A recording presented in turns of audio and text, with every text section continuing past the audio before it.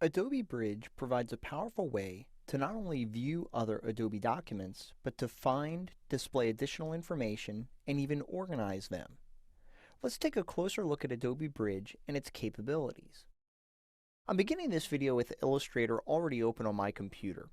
And to open Adobe Bridge, it's actually quite simple. We can come up here to our application bar and click on the Go to Bridge button.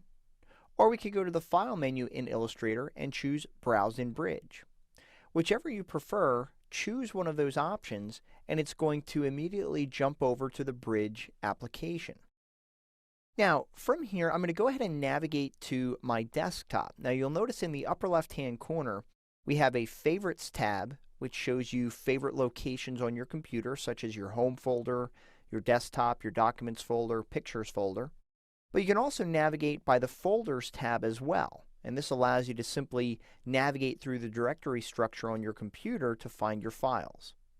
What I'm going to do is I'm going to go to the Favorites tab and click on Desktop, because that's where my exercise files are located.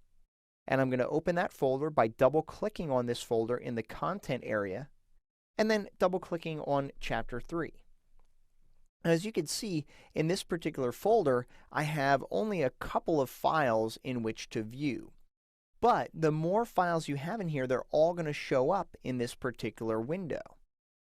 Down here in the lower right-hand corner, you can drag the slider to change the size of the thumbnails that appear in the content area.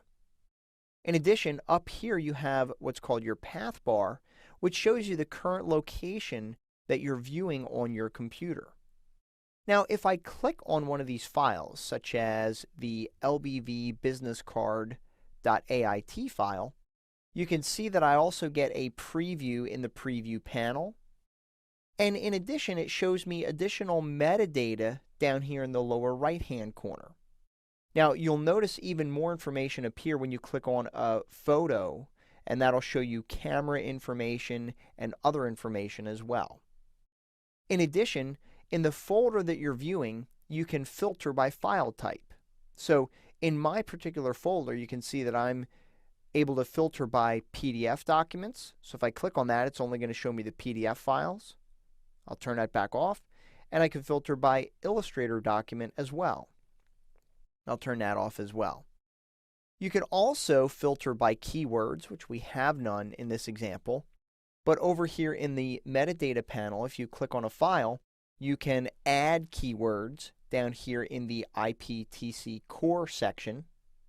So we can add creator information, description, keywords.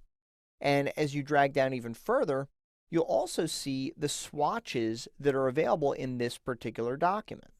So this is telling me internal information about the file. Now, in addition, what we can do is we can organize our content by collection. So for example, in the lower left-hand corner, I'm going to click on the Collections tab. And I currently don't have any collections inside of here. So in the bottom right corner of the Collections panel, I'm going to click on the New Collection button.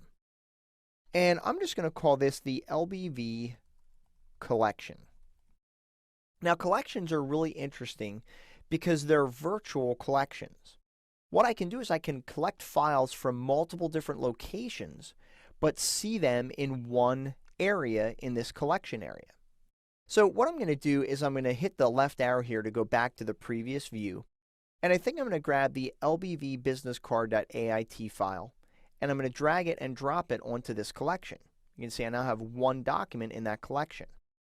Now, what I can also do is up here in my path bar, I'm going to click on the arrow to the right of exercise files, and I'm going to choose Chapter 2.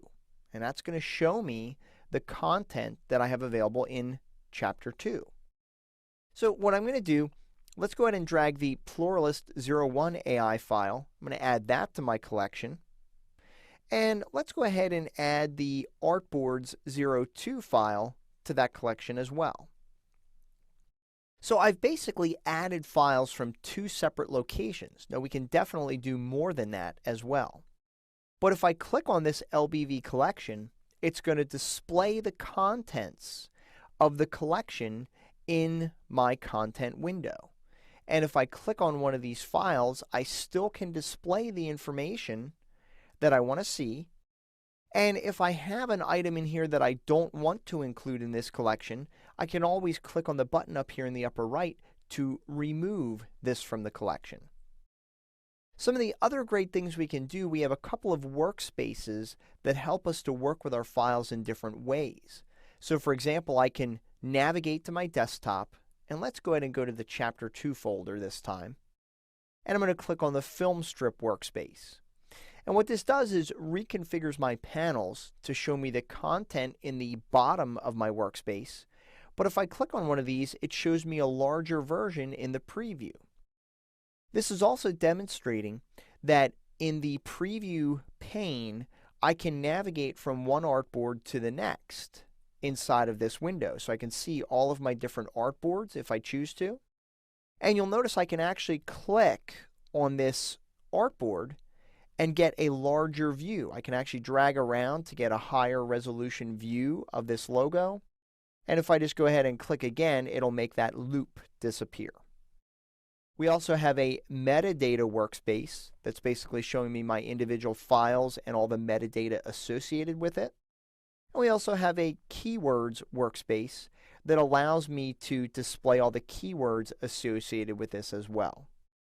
What's nice about the bridge is that if I assign keywords to my assets, I can go to the Edit menu and choose Find and actually search by keywords for certain files, whether they're in a certain folder or on my entire computer.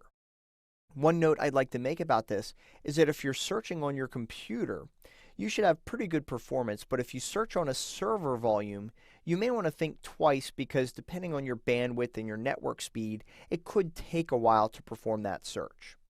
So I'm going to go ahead and hit the Cancel button to get out of there, and I'm going to return to the Essentials menu. Now, the other nice thing is that when you do access Adobe Bridge from another application, you'll notice that you always have this boomerang icon, which will return you to the application from where you came. So I can either click that button, or I can go to the File menu and I can choose Return to whatever application I initiated Bridge from. So if I hit that boomerang icon, it's going to take me right back to Illustrator where I was.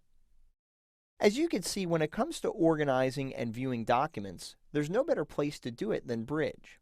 Give Bridge a try, and I think you'll agree that it's a valuable and powerful tool for working with your files.